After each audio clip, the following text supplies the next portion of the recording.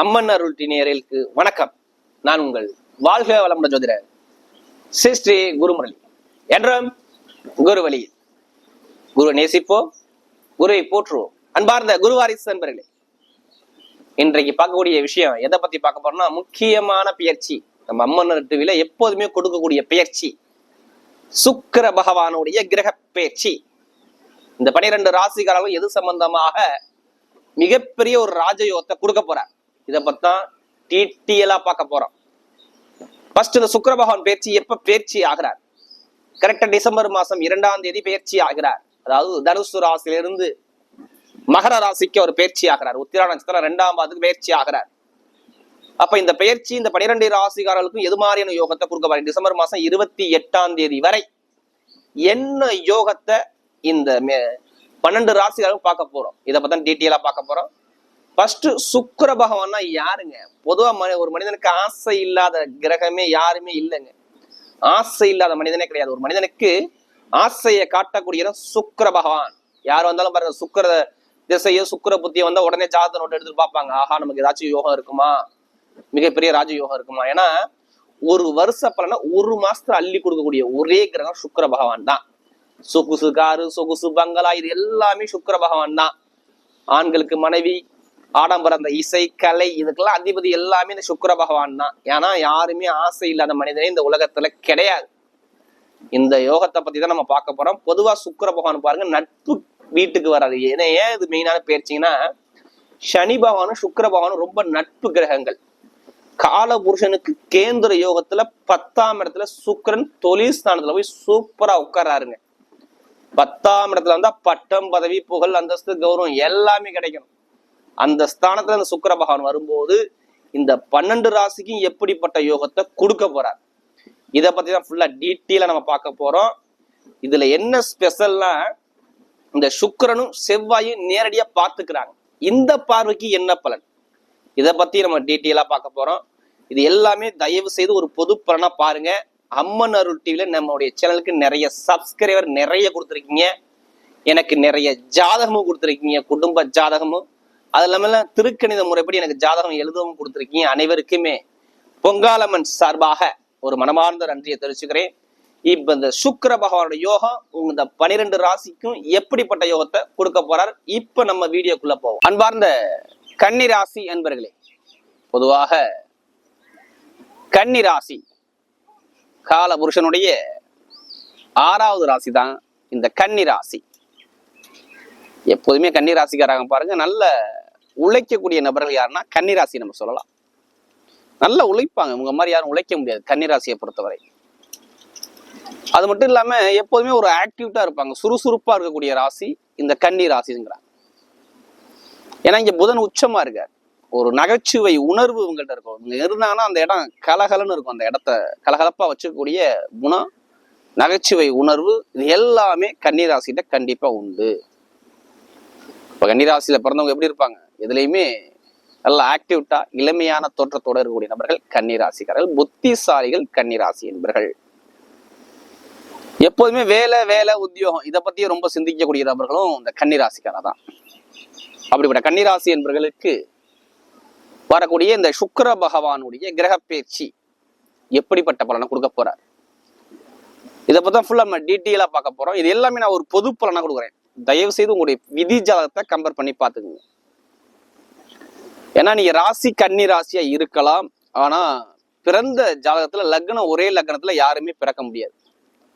ஒருத்தவங்க காலைல பிறந்திருப்பாங்க, மதியம் பிறந்திருப்பாங்க, இரவு பிறந்திருப்பாங்க. அந்த பிறந்த நேரத்தை வச்சுதான் லக்ன புள்ளி உங்க ஜாதகத்துல கணிப்பாங்க. நீங்க இந்த லக்னத்துல பிறந்திருக்கீங்க, உங்களுக்கு இது மாதிரியான யோகம் இருக்கு, இந்த கிரகம் யோகத்துல இருக்கு, இந்த கிரகம் யோகத்துல இல்லைன்னு சொல்லுவாங்க. அப்ப ஜாதகத்துல மெயினா என்னன்னா, அவங்க விதிஜாதகத்துல லக்ன புள்ளியை வச்சுதான் நம்முடைய உடம்புல 9 கிரகங்கள் இயங்குது. நம்ம உடம்புல 9 கிரகம் இயங்குது. அதுல எந்த கிரகம் யோகமான கிரகமோ அது யோகமான டைம் வரும்போது கண்டிப்பா அந்த யோகமான பலனை கொடுத்தே தீரும். எது பலவீனமான கிரகமோ அந்த பலவீனமான காலம் வரும்போது கண்டிப்பா அந்த பலவீனத்தை சந்திச்சுதான் ஆகணும். இது யாரா இருந்தாலும் சரி, அந்த கர்ம வினையே அவர் கடந்துதான் வரணும். அதான் லக்னம் என்பது உயிருங்கிறாங்க, ராசிங்கிறது உடலுங்கிறாங்க. இப்போ உயிர் எங்க இருக்க முடியும்? பிறப்பு ஜாதகம் தான் உயிர். ஒவ்வொருத்தருமே பிறந்த நேரத்தை வச்சுதான் உயிருங்கிறாங்க, லக்ன புள்ளிங்கிறாங்க. அதான் நான் எல்லா வீடியோ என்ன சொல்லியிருப்பேன், ஒரு பொது பலனா தயவு செய்து எடுத்துங்க, உங்க விதிஜாதத்தை கம்பேர் பண்ணி பார்த்துட்டு பலன் எடுங்க சொல்லி எல்லா வீடியோலும் கொடுத்துருப்பேன்.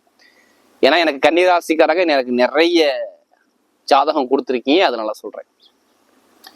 இப்ப இந்த கன்னிராசிக்கு எப்படிப்பட்ட பலனை கொடுக்க போறார், இதை பத்தி தான் ஃபுல்லா நம்ம டீட்டெயிலா பார்க்க போறோம். ஃபர்ஸ்ட் பாருங்க, கன்னிராசியை பொறுத்தவரை உங்களுடைய ராசி அதிபதி இதுக்கு முன்னாடி இருந்த இடம் வந்து 2ஆம் பாவத்துல இருந்தார். அதாவது 2ஆம் பாவத்தில் இருந்தார். அப்ப 2ஆம் பாவத்தில் இருக்கும்போது துலாராசில இருந்தார். நீசமான சூரிய பகவானோட சேர்ந்து இருந்தார். நிறைய விரைய செலவு குடும்ப ரீதியில நிறைய பார்த்தவங்க யாருன்னா கன்னிராசிக்காரர்ல சொல்லலாம். இருந்துச்சுன்னா கேட்டீங்க கண்டிப்பா சொல்லுவாங்க. ஏன்னா கன்னிராசியை பொறுத்தவரை கேது அங்க இருக்கும்போது ஒரு குழப்பத்தை உண்டு பண்றாரு. ராசியில யாரு கேது இருந்தாலும் சரி, ஜாதகத்துல கேது யாரு ஜாதகத்துல சரியா இல்லையே ஒரு மனக்குழப்பம் இவங்கள்ட்ட இருந்துட்டே இருக்கும். இதை செய்வோமா செய்ய வேணாமான்னு சொல்லி ஒரு குழப்பத்துல இருப்பாங்க. ஒரு கரெக்டா ஒரு விஷயத்துல முடிவு எடுக்க முடியாத சிந்தனைக்கு போவாங்க. கன்னிராசிக்காரங்க எதுலையுமே கரெக்டா ஒரு முடிவு எடுத்து ஒரு விஷயத்துல இறங்க முடியாத அளவுக்கு கொஞ்சம் ஒரு குழப்பம் இருந்துகிட்டே இருக்கும். இந்த கேது வந்த பிறகு பாத்தீங்கன்னா இவங்களுடைய சிந்தனை எல்லாமே மாறி இருக்கும். பாருங்க, கேட்டீங்கன்னா சொல்லுவாங்க, ஆமாங்க கரெக்டா ஒரு விஷயத்துல நம்ம கரெக்டா கெஸ் பண்ணி இறங்க முடியல. அந்த கேதுங்கிறது எனக்கு ஒரு குழப்பத்தை கொடுக்குறாரு. இதுலயுமே ஒரு இன்ட்ரெஸ்ட் இல்லாம ஒரு விஷயத்த கொண்டு போறாரு அப்படிம்பாங்க. ஜாதகத்துல சரியில்லாத நபர்களுக்கு தான் அந்த கேது இது மாதிரி கொடுப்பாரு. ஒரு சில பேர் ஞானத்தையும் கொடுத்துருவாரு. இப்ப கேது போல் கெடுக்க முடியாது, கேது போல் கொடுக்க முடியாதுன்னு பழமொழியே இருக்குது. அப்ப ஜாதகத்துல கேது நல்லா இருக்கவங்கலாம் இயற்கையான ஞானங்கள் நிறைய கிடைக்கும். ஏன்னா இவருக்கு பேரே ஞானக்காரகர். கேதுக்கு என்ன சொல்லுவாங்க, ஞானத்தை காட்டக்கூடிய கிரகம் கேது பகவான் தான்.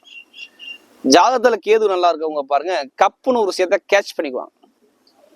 இப்போ ஒரு விஷயத்த அப்படியே பாக்குறாங்கன்னா அந்த விஷயத்த பார்த்த உடனே செய்யக்கூடிய பக்குவம் யார்கிட்ட இருக்குன்னா கண்டிப்பாக அந்த கேது ஜாதகத்து நல்லா இருக்கவங்களுக்கு கண்டிப்பா இருக்கும். அப்ப யோகத்தை உங்க யோகங்கிறது கேதுவை பொறுத்து தான் இந்த நேரத்துல கோச்சாரங்கள் வேலை செய்யும். ஏன்னா 2ஆம் இடத்துல இங்க புதன் இருக்கும்போது செலவு கொடுக்கும்போது நிறைய விரைய செலவு இருந்துச்சுன்னா கண்டிப்பா குடும்பத்துல இருந்திருக்கும். கேட்டாம சொல்லுவாங்க, பொருளாதாரம் ரொம்ப ஒரு வீழ்ச்சிக்கு உள்ளாயிருக்கும். ஏன்னா 2ஆம் வீட்டு 4ஆம் இடத்துல இருந்தாரு, குருடைய வீட்டுல இருந்தாரு.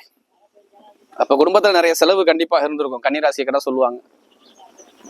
நண்பர்கள், பழக்க வழக்கம், திருமணம் சம்பந்தப்பட்ட தடைகள் இதெல்லாம் இருந்துச்சுன்னா கேட்டீங்கன்னா ஆமாங்க இருந்துச்சு அப்படிம்பாங்க. படிப்பு கல்வி சம்பந்தப்பட்ட விஷயங்கன்னா ஒரு சில பேருக்கு அப்படியே ஒரு மந்தமான தன்மையை கொடுத்துச்சுன்னா ஆமாங்க இதெல்லாம் இருந்துச்சு அப்படின்னு சொல்லுவாங்க. கன்னிராசி கேட்டா கண்டிப்பா சொல்லுவாங்க.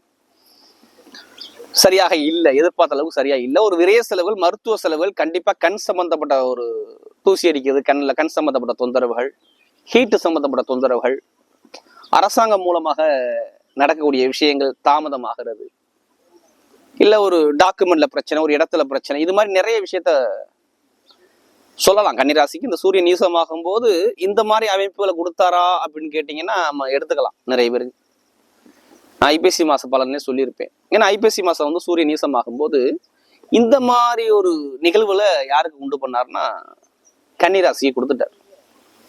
குடும்ப ரீதியா வளர்க்குற திருமணம் சார்ந்த விஷயம், வேலை இல்லாத அமைப்பு, வேலையில தடை, வேலையில பிரச்சனைகள், இல்ல மேல் அதிகாரிகிட்ட இவங்கள்ட்ட இருந்து பிரச்சனை, வேலை பார்க்குற இடத்துல இது மாதிரி நிறைய தடையில சந்திச்சாங்க.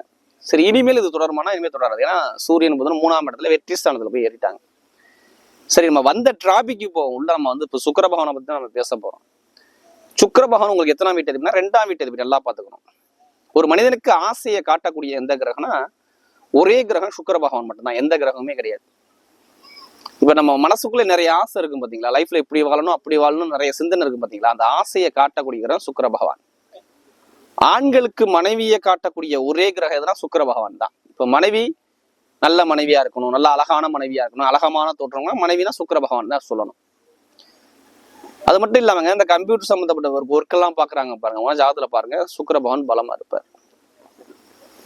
அடுத்து பாத்தீங்கன்னா இந்த சொகுசு காரு, சொகுசு பங்களா, அடுத்த ஆடம்பர விஷயங்கள், அழகு சாதன பொருட்கள், சிற்பிகள், இந்த சிலை செய்யக்கூடிய நபர்கள், இவங்க எல்லாத்துக்கும் பாருங்க ஜாதகத்துல சுக்கிர பகவான் நல்லா இருந்தாலும் இந்த வேலையை அவங்க பார்க்க முடியும். ஏன்னா ஒரு மனிதனுக்கு நம்முடைய ஆணுடைய தன்மையை காட்டக்கூடிய ஒரே கிரகம் சுக்கிலன்னு சொல்லுவாங்க. அதை சுக்கிர பகவான் இருப்பாங்க. படிக்கறை சுகத்துக்கு சுக்கிர பகவான் வேணும். அப்படிப்பட்ட கிரக பயிற்சியத்தை நம்ம பார்க்க போறோம். ஏன்னா உங்களுக்கு சுக்கிர பகவான் 2க்கும் 9 கூட நல்லா பார்த்துக்கணும். கெடுக்கக்கூடிய கிரகம் நான் சுக்கிர பகவானை சொல்லவே மாட்டேன். உங்களை கெடுக்கக்கூடிய கிரகம் சுக்கிர பகவான் கிடையாது. உங்களுக்கு நல்லதை பண்ணக்கூடிய ஒரே கிரகம் சுக்கிர பகவான் மட்டும்தான். ஏன்னா 5ஆம் இடத்துல ஏறி சனி பகவானுடைய நட்பு கிரகத்தோட சேர்ந்தால கன்னி ராசிகளுக்கு எப்போதுமே சனி பகவான் பெருசா இழப்புகளை காட்ட மாட்டார். First point. அப்ப நிறைய பேருக்கு பாருங்க, ஒரு சுப செலவுகள் சுப காரியங்கள் கண்டிப்பா நடக்குமானா இப்ப நடக்கும். என்ன நடக்கும்? சுபகாரியம் சுப செலவு கண்டிப்பா இருக்குமா? கண்டிப்பா இருக்கும். சுபகாரியம் பண்ணுவீங்கன்னா கண்டிப்பா பண்ணுவீங்க. திருமண பேச்சுகள் பேசுவாங்களா? இப்ப நிறைய பேருக்கு திருமணம் நடக்காதவங்க கண்டிப்பா கன்னிராசிகளுக்கு திருமணம் நடக்க போகுது. திருமண தடைகள் இல்ல.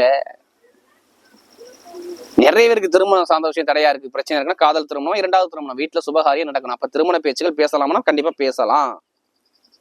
கன்னிராசிக்கு படிப்பு கல்வி எப்படி இருக்கும்? சூப்பரா இருக்கும். கல்வியில சாதிப்பாங்க. அரசாங்க தொடர்பு அரசு மூல அனுகூலம் நிறைய பேருக்கு கிடைக்கக்கூடிய அமைப்பு கண்டிப்பா இருக்குது.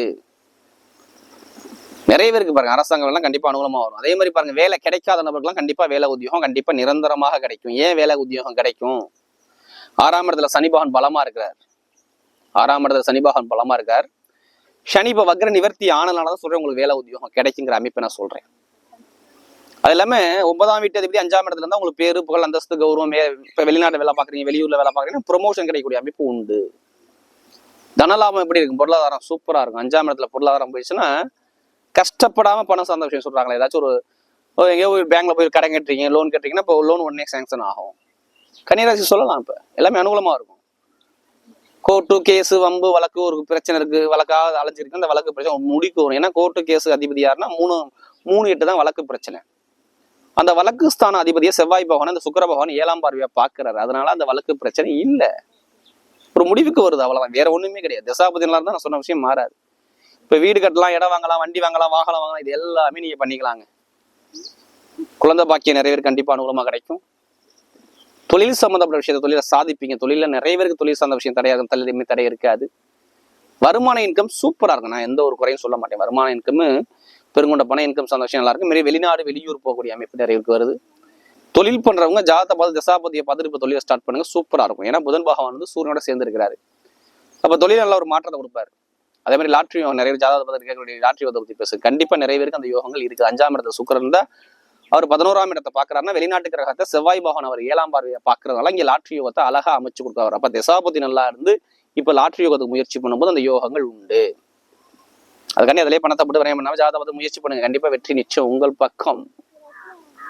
அதே மாதிரி பாருங்க, நிறைய பேருக்கு பெண்களுக்கு எல்லாமே நல்லா இருக்கும். மெயினா நெருப்பு சம்மந்தப்பட்ட வேலை, இரும்பு சம்மந்தப்பட்ட வேலை, share marketing, ITI field, computer சம்மந்தப்பட்ட ஃபீல்டு, மருத்துவத்துறை, மெயினா மருத்துவத்துறை சார்ந்த விஷயங்கள், ஆசிரியர் வேலை பார்க்கக்கூடிய நபர்கள், எலக்ட்ரானிக்ஸ் சம்மந்தப்பட்ட வேலை பார்க்கக்கூடிய நபர்கள், இவங்க எல்லாத்துக்கும் பாருங்க நல்ல ஒரு மாற்றத்தை அழகா அமைச்சு கொடுக்குறாரு.